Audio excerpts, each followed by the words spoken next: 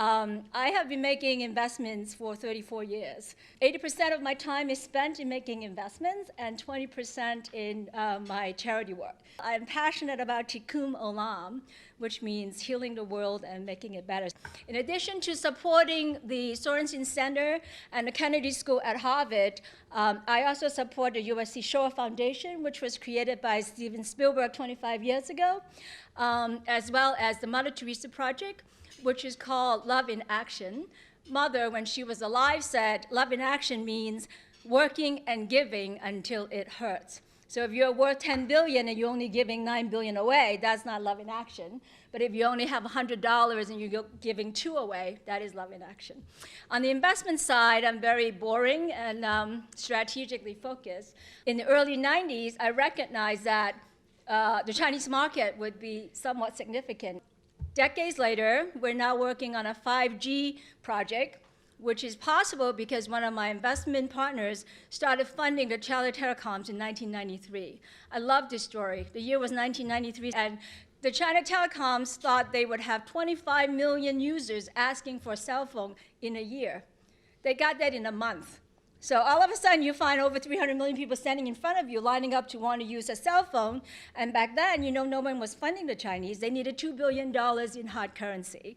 And one of our business partners created the first leasing company, created a consortium of 10 banks internationally, put together $2 billion in cash, took that money and bought a bunch of equipment from Alcatel, Lucent. The companies don't even exist anymore, but they were very happy. So it was a win-win model, for an example. The banks were happy, the equipment sellers were very happy, the telecoms got what they needed.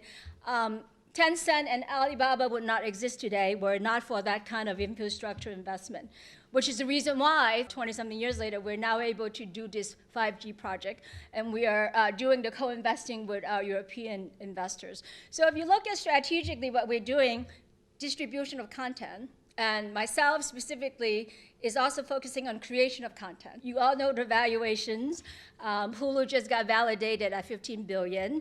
So having spent 34 years in making investments, I am very specifically focused on not making investments in asset heavy, except for the 5G, because that's funded by sovereign funds.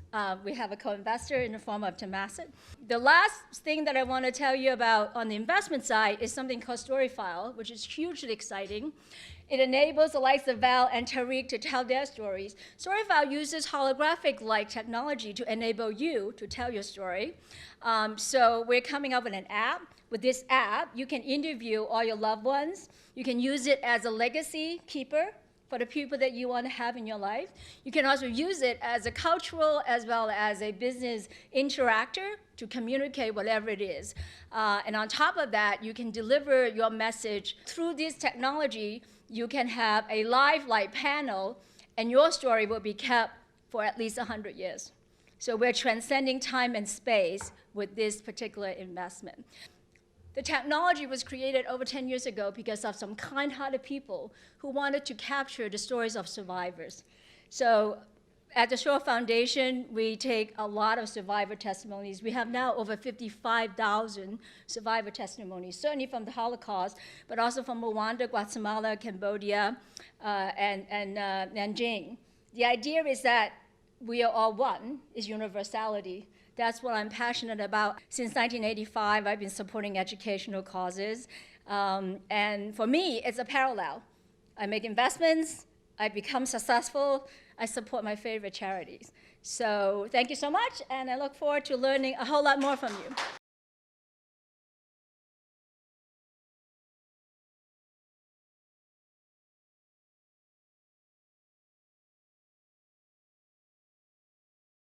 I went to a school that was founded in 1635, 1 year before Harvard.